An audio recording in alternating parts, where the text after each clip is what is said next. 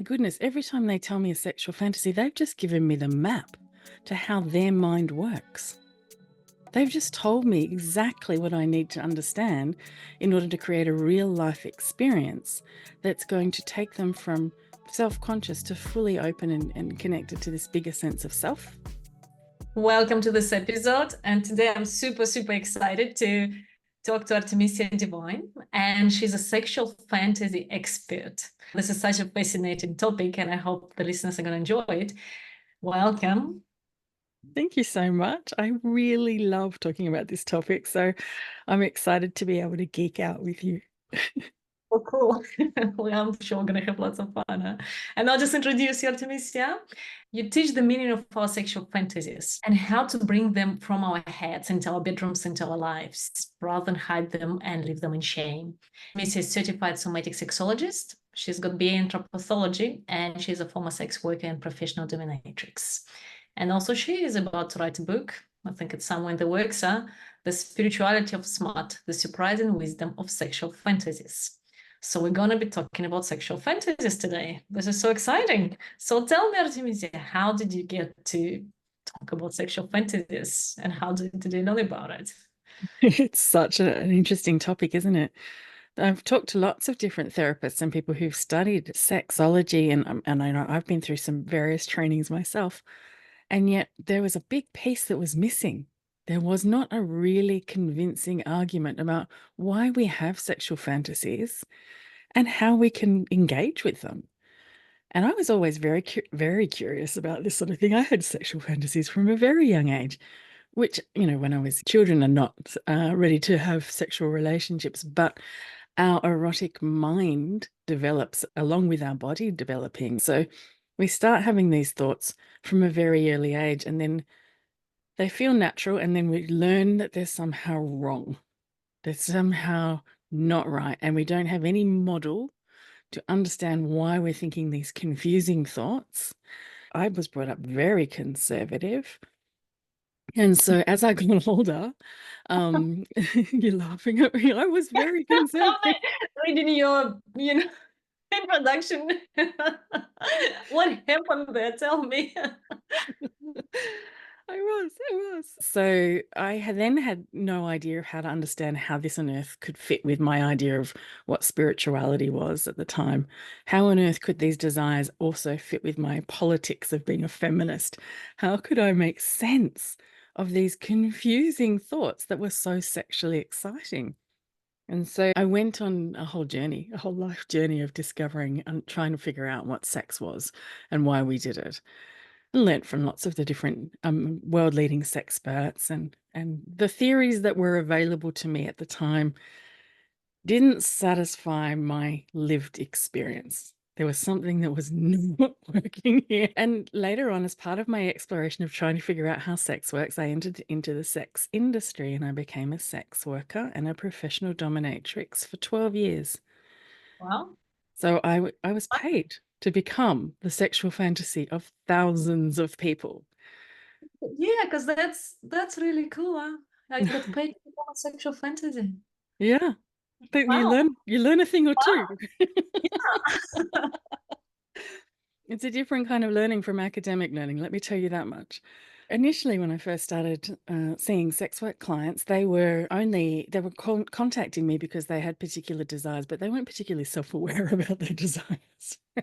So they might be interested in coming and seeing me because I had really big breasts and blonde hair, or they might have a fantasy about being tied up and spanked or something.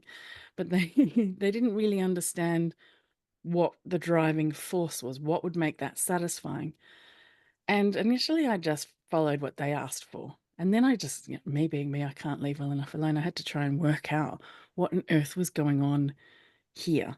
And every now and again, I just stumbled across these really powerful experiences where both me and the client ended up in a whole different state of being where we were completely open and vulnerable, and it even felt like a spiritual experience. It was so profound.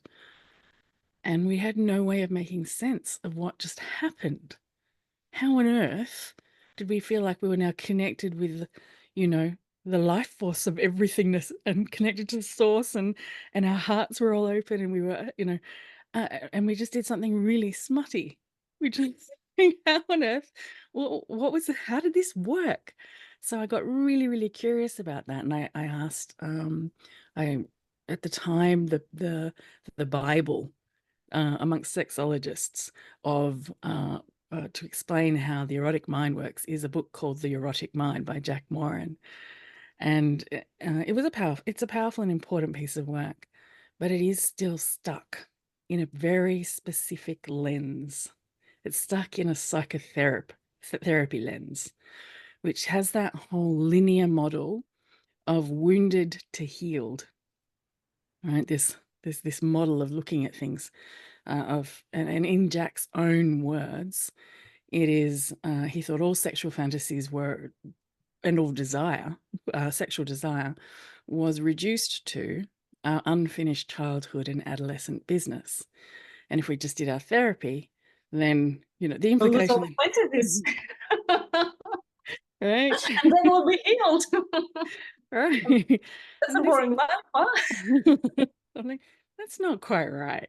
Something's not quite right there. Then I wanted to work out what was happening and break down, and eventually, through lots of experimenting, because my clients, bless them, became my guinea pigs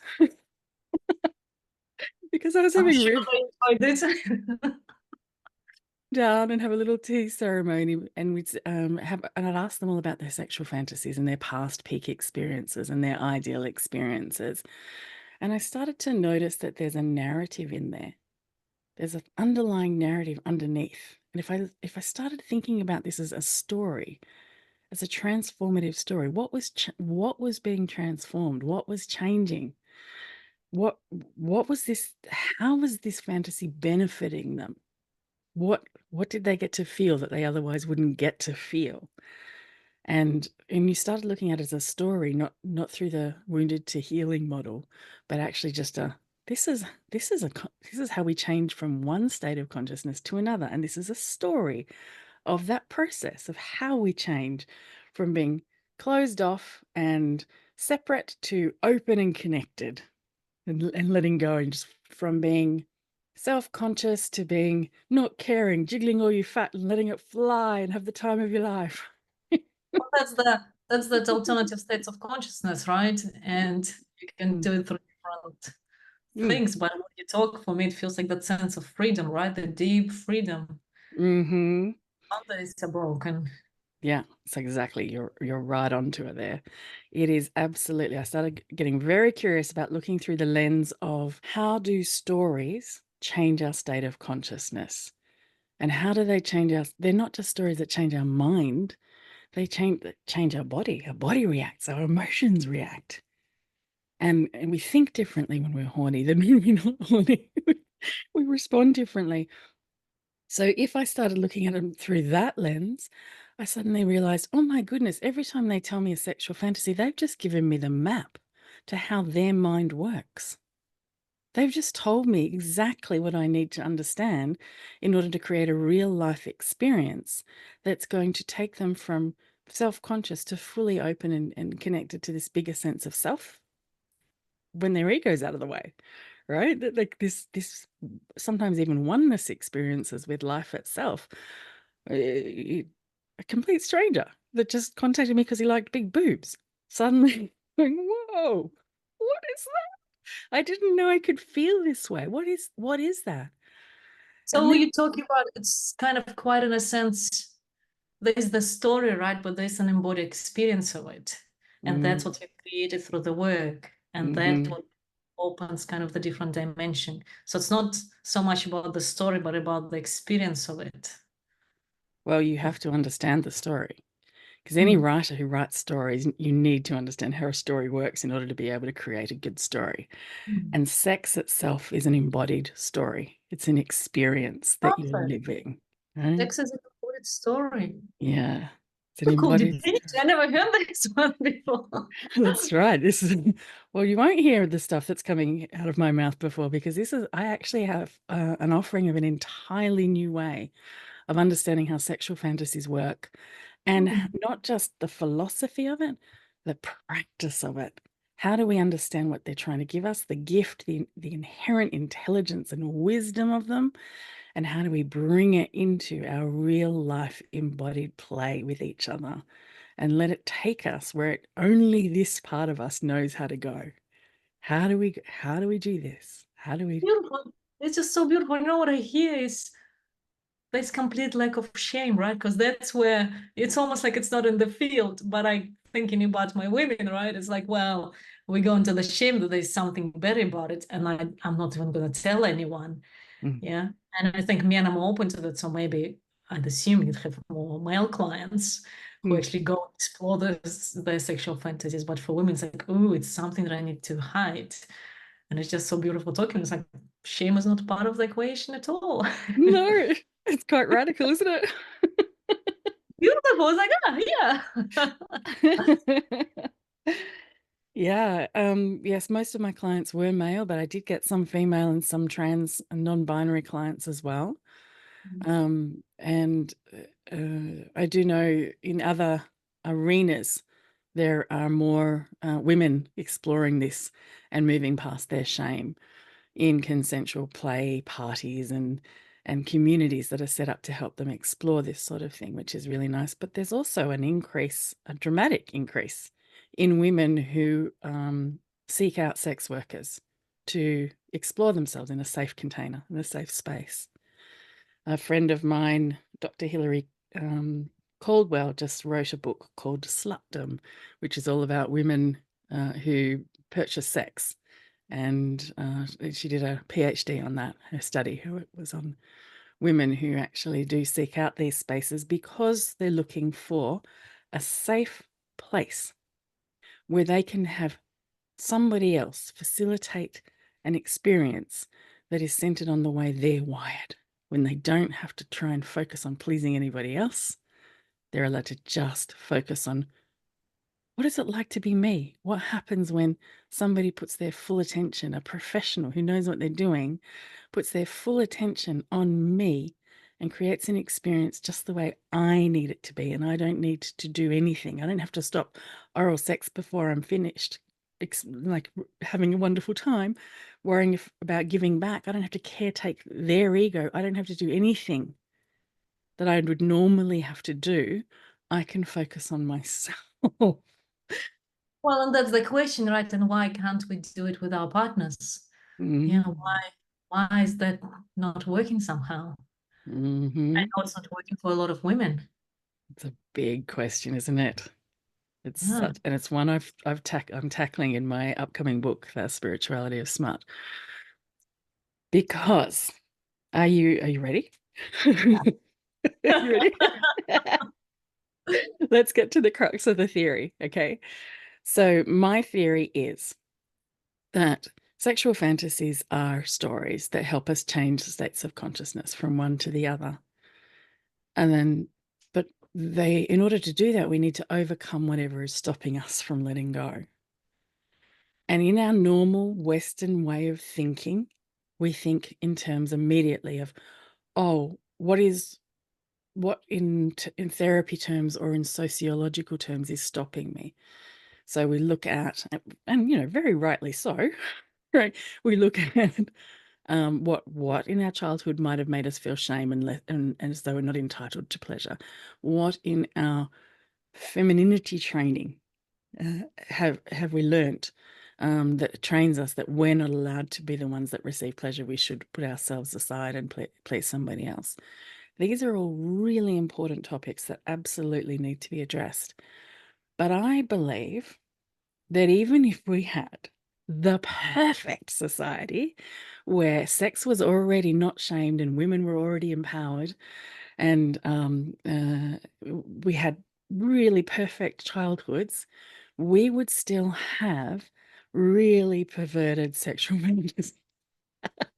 We would still have fantasies of domination and submission and multi-partner sex and cheating and treating each other in ways that we don't actually want to be treated in real life. We would still have all of the kinky sex. It would still all be there. And this is Tell this us why. You want to know why? You want to know That was why?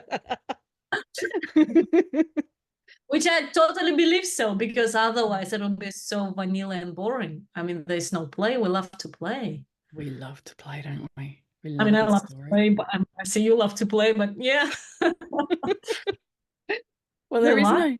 there is no story without any obstacles to overcome. Like No. we don't watch a love story of they met each other, fell in love, and then everything was nice and stayed nice and it was nice. Thanks.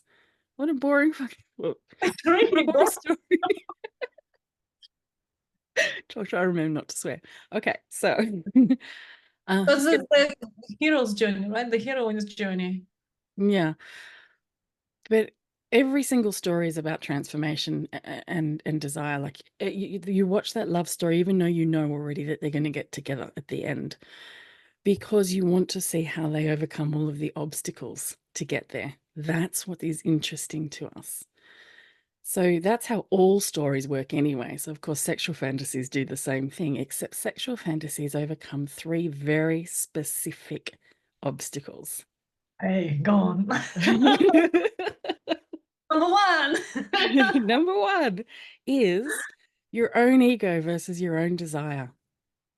Your own self. The first paradox, and it is a paradox. It overcomes 3 paradoxes. These are not wounds. These are just inherent parts of being human. And then a paradox means that it's not a wrong versus a right. It's 2 right ways of being that are in contradiction with each other, and they can't be reconciled.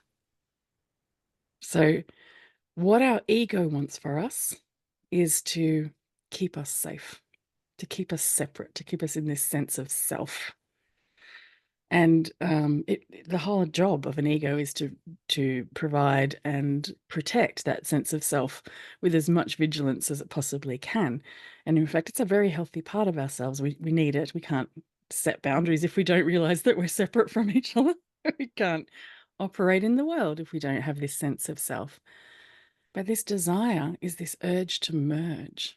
It is this urge to make us lose all of our guards, lose all of our boundaries, let go, just lose ourself, right? That's what good sex. Ask anyone what great sex was, and they think Let back, go of oh, control.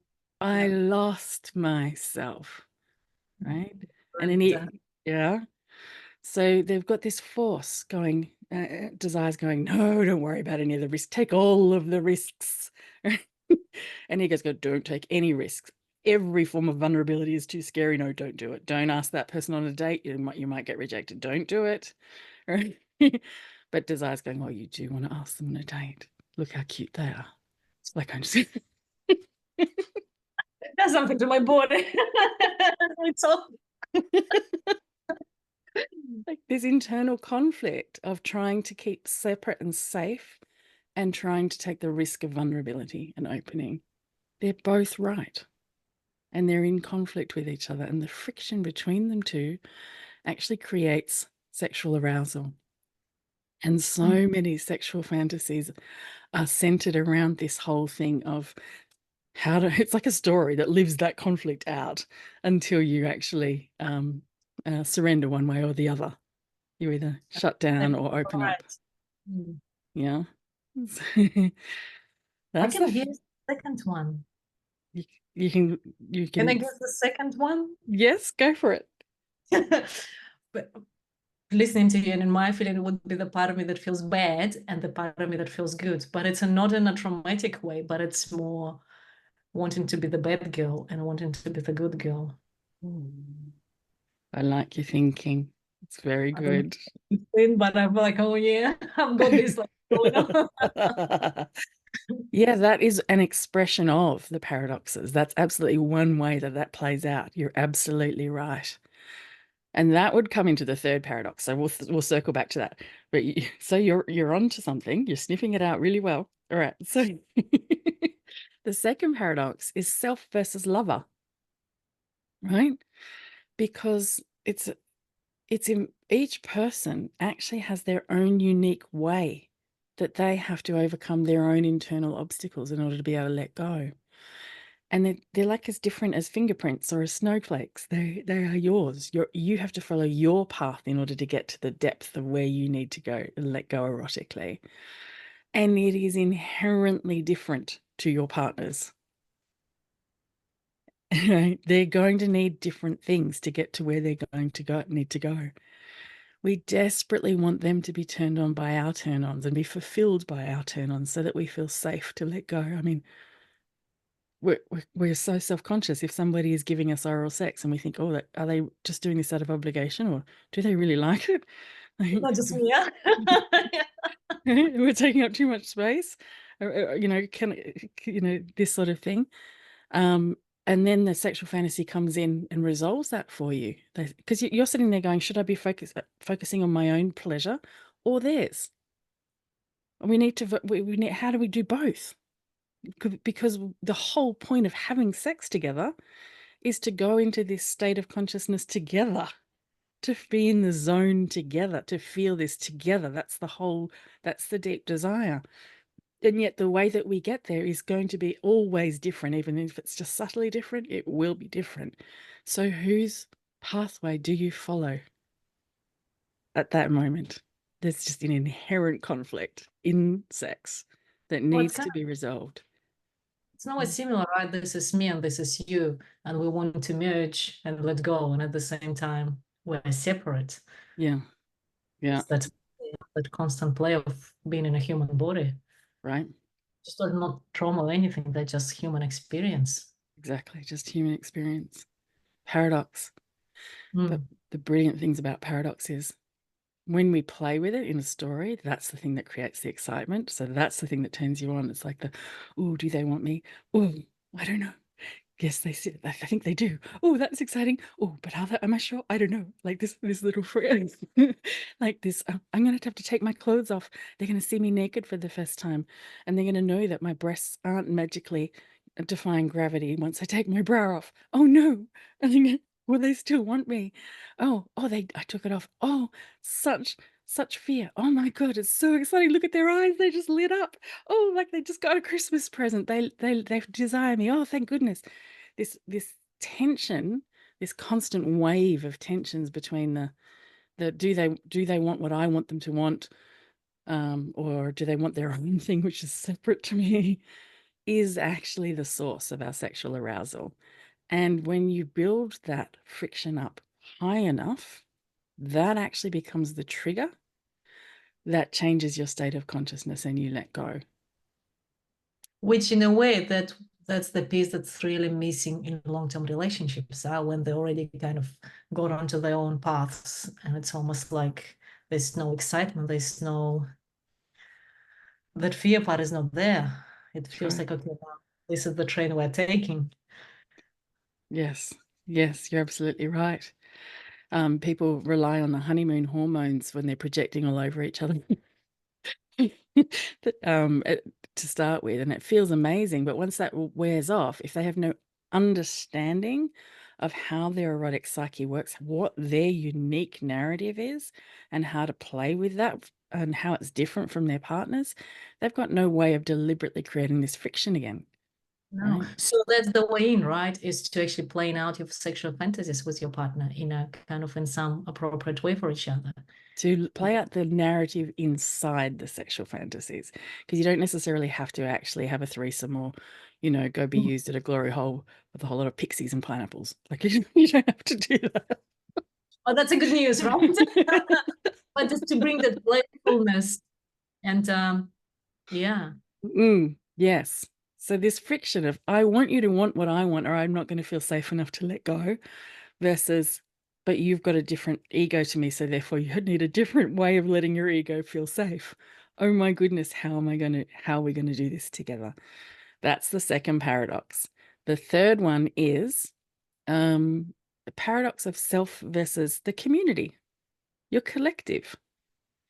There is always an inherent conflict between what is best for the individual versus what is best for the tribe, the community. Right? There is I want always.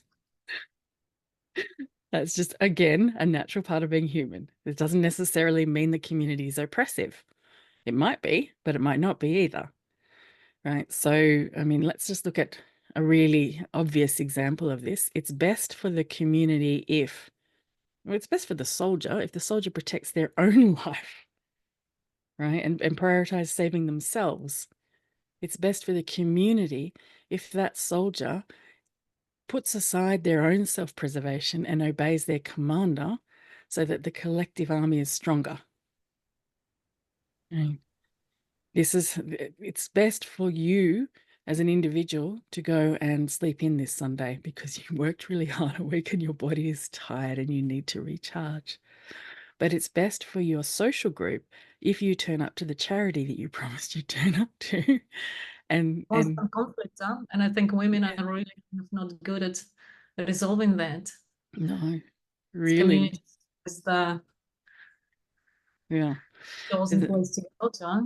Yeah, there's yes, community is enormously important to women social network to survive. So yes, absolutely, it is an added burden to women, but it is actually just inherent to being human as well.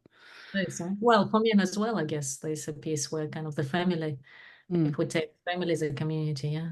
mm, yes, any collective, Yeah. any group of people versus the individual within the community, and so the community will have ideas about, I don't in my anthropology degree, and I haven't studied every culture on earth, but I have not heard of a culture that does not have some sort of morality story where they teach us from toddlerhood that you are a good person if you sacrifice self for the greater good. That's what Mm. makes a good person, In every culture. pretty much. And Yeah, women really buy into that culture. Well, I guess men as well, but as women, we totally sacrifice ourselves and our needs and our desires and everything to the point where, like, I talk to women, they completely have no idea who they are. They're like, I don't even know what I want. that's right. That's a huge pattern. It's a huge thing, not knowing what your desire is. Yeah. Then how can I play out anything if I don't even have a concept of, yeah. Right. That's exactly right. So that's Yeah, that's why, the good. I can see the good girl and the bad girl is kind of the good one that's defined by the community, and the bad one, I'm just gonna do my own thing and fuck you all. that's beautiful. Yes, exactly that. Any of your sexual fantasies that are saying, look, because the goal of every sexual fantasy is to give you somehow psychological permission to follow your own desire. Because if you can't follow your own desire, you can't follow where it's trying to take you, which is to this beautiful altered state where you can connect with somebody else and even life itself. You have to follow the map. But we've got all of these obstacles in the way that stop us from doing that. And so if we're worried, oh no, I can't do that. Good girls don't do that. Good girls aren't sluts. No, I'm a good girl. I can't do that. I can't focus on myself. I'm not selfish. And your identity is in conflict with that. And the idea of what a good girl is in your community is she's not a sexual person who takes for her own desire, right? She's somebody who's selfless and constantly serving other people. How do you give yourself permission to follow it? Well, you're like, well, that's what a bad girl is. Those bad girls, they're thrown out of the tribe. Only good girls get to survive and stay in the tribe. The sexual fantasy says, it's whispering in ego's ear, it's going, oh, you're afraid. You're afraid of the community rejecting you. Let me tell you a little story. Let me tell you a little story about becoming the bad girl, becoming and experiencing the very thing you fear. This is the poison, the thing that's stopping you. And then I'm going to add into the story the exact antidote to your fear. And if we live that part too, it's going to transform the whole thing. And the end result will. Give an example. Isn't it really? I was like, oh. Well, let's come back to that. It's a really good one, the bad girl, because that's the piece. It's like that shame, and I'm sacrificing myself, Mhm. and I'm as a mom, as a partner, I'm doing everything for everyone, and then I disconnect from my desire. Right. So here's an example then of how that might play out in a sexual fantasy. And let me preface it by saying that nobody on the planet wants to really experience non-consent. In real life, we do not want our consent violated. This is not what that fantasy is about. This is a symbolic story that actually has the antidote involved in it. So just so you know. So if I talk about any form of non-consent, I am not endorsing living non-consent, just so you know. So, We're but safe here. well, it can be really triggering to hear if you don't have an understanding of what's happening. So, but there's so many people who are turned on by being called a whore and by called a slut, dirty talk in bed. Like, it's super exciting to them to be called the thing. Like, oh my goodness, I am letting go and being wild. And my sexual partner is calling me a little dirty whore for doing it. Right. And that's so exciting because that is the rejection that I was afraid of. If I let myself follow my desire, I'd be the worst thing a woman could ever be. And by the way, you're not allowed to say that. I am, because I'm an actual sex worker. Or I was. I'm retired now. You know, but they think that we're the worst thing that a woman could possibly be. It's the worst. So you get called the worst thing a woman could possibly be. And at the same time, you're not getting rejected, you're getting accepted. In fact, you might be being having sex with the entire football team. The opposite of rejection. The whole community's joined in. So it's this symbol of it's not a linear logic story, it's a felt sense logic, which is they all want me. They all want me. They're not all rejecting me at all. Yeah. Yeah. But also So it's here's another one. both Yeah. ends. Yeah. Yeah. And you might even add a thing where she was forced to do it. So, right? So she was forced to go and have the sex that she actually really wants to have. Because then she's still a good girl. Because it's not her fault. She didn't do it. They made her do it. They made her. It's like saying, it's not my fault I ate all of the chocolate cake. They made me eat all the chocolate cake. It was fed me and I enjoyed it so much. Yes, that's right.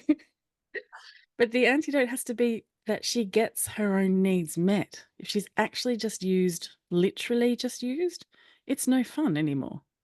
The antidote is not included and it just feels horrible and rubbish. Right. So if she's forced, she actually has to be the one that instigated it and the one that asks everyone to do it and creates the safe container for it to happen. And then it's actually her being super powerful and everybody meeting her needs for her. So the antidote is So, built in. so how would you play it out in a monogamous relationship and still fulfill that? Ah, that's good. That's very good. So there's lots and lots of different ways to activate that. And sometimes it's just by using your imagination together, by like talking about things, but also it can just be bringing in that community risk that, oh no, if they knew, if the community knew that we were turned on by, I don't know, doing something outrageous like using a sex toy. I don't know. Let's just make that up. Let's pretend that the community would be outraged at that. Then that becomes exciting. This is where all of the taboo-ness comes in. It's bringing in, oh, we're making what the community would think is wrong part of our story, so that if they knew that we weren't turned in by this, we'd all be rejected. But they don't know. It's our little secret. It's our little secret. Oh, isn't that naughty? Isn't that exciting? It's that naughty taboo feeling. And you can be talking about that or bringing that element in symbolically through your embodied play together without actually bringing another human being into the process at all. It's still activating the same paradox and the same poison and antidote, which creates So the that alchemy. becomes that story, right? Hmm. So it becomes more the story rather than the embodied experience, but you get through the story, you get the embodied experience of it.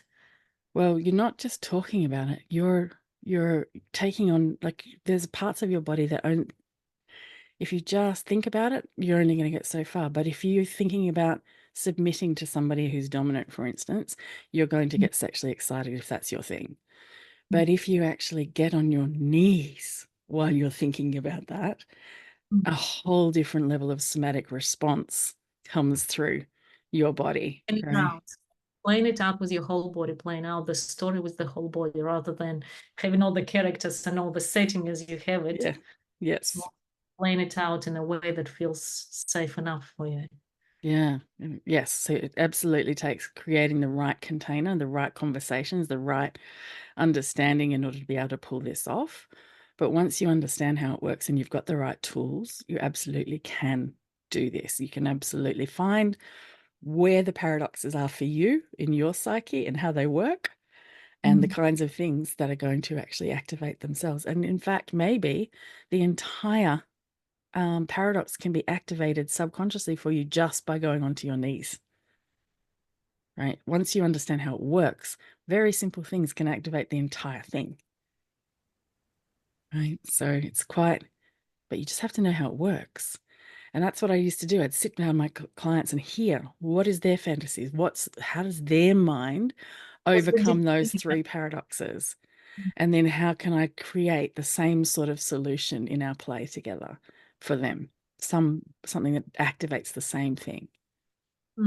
So if women like now they're listening, they're like, ooh, now I'm curious about my sexual fantasies, which the first step, we're kind of normalizing them, which is already a big gift, yeah, that it's not something shameful, but Mm, actually it's a deeper meaning yes. that once you work through that. So well, how could women, and I'd assume most women are kind of in some kind of monogamous relationship, that just Hmm. the listeners. So how Yeah. could they bring that peace? Like where would they start? Well, it can feel really threatening to start by telling somebody your fantasy if you haven't learned some skills. You need to learn some skills. I teach people the entire Divinery Method, which just to back up, the Divinery is the play space. When I was a sex worker, I had a venue that had different, like it had a dungeon and it had a, central sex room and a massage room and all sorts of different things. And it was called the Divinery. And Funny, like you say the three ones and the dungeon gets me. It's like, oh, you're interested. Oh, the dungeon. Yes. There was a very yeah. well equipped dungeon with tailor-made equipment. It was a very beautiful space. And my clients used to say, this is like one of them one of them started it. They said, this is like divining the erotic, like using water divining rods to define what. When I come here, I just came here because I was turned on, but I left having discovered myself and the meaning of life. What is this? And they started calling it the divinery. And so this is the method that I learnt and I developed while in the divinery. So I just call it the Divinery Method. Now I teach some of the world's leading sexperts how it works. But if you want to start, you don't want to start in the deep end. You've got to start in little baby steps, right? So I've got a little freebie to give you if you want to do this without having to tell anyone your sexual fantasies or take your clothes off at all. It's really safe. And I use this method to teach people, advanced people. So there's a lot of juice in it. It's called the Celeb Swoon technique, right? So what you do is you start with just Googling a celebrity that you find attractive. And if you can't think of a celebrity that you find attractive, just go on a dating site and see if there's somebody who you'd be more drawn to than others. Anything that has, 4 or 5 images of the same person. So they look the same, their body's the same, their face is the same, their hair is the same in all of the images. And yet you will find yourself attracted to some images more than others. Why? Right. So if you want to be walked through this exercise where you can become aware of the narrative that's unconscious running through your back of your mind saying, oh, that person is matching my narrative, but that one isn't. And even though it's the same person, even though they're still beautiful, they have the same beautiful body, the same beautiful face in both of them, that one's activating me and that one's not. Why? And that's because of the story that's going on. Which paradox is that dealing with? So if you want to be walked through how to start understanding your own unique narrative, you can go to myfantasyis.com and get the Celeb Swoon technique, and you can get that for free and check it out. Then you've got That's something to good. begin the conversation. This is so exciting. We can talk and talk, huh? Oh, yes. There's so much to say about this. I don't run out. Wonder, yeah, we kind of find it to start completing, but I wonder if you're kind of tuning into the women now, right, that are listening, for whom this conversation might be like, whoa, whoa, whoa, this is something so new. And now opening and heart opening and everything else opening.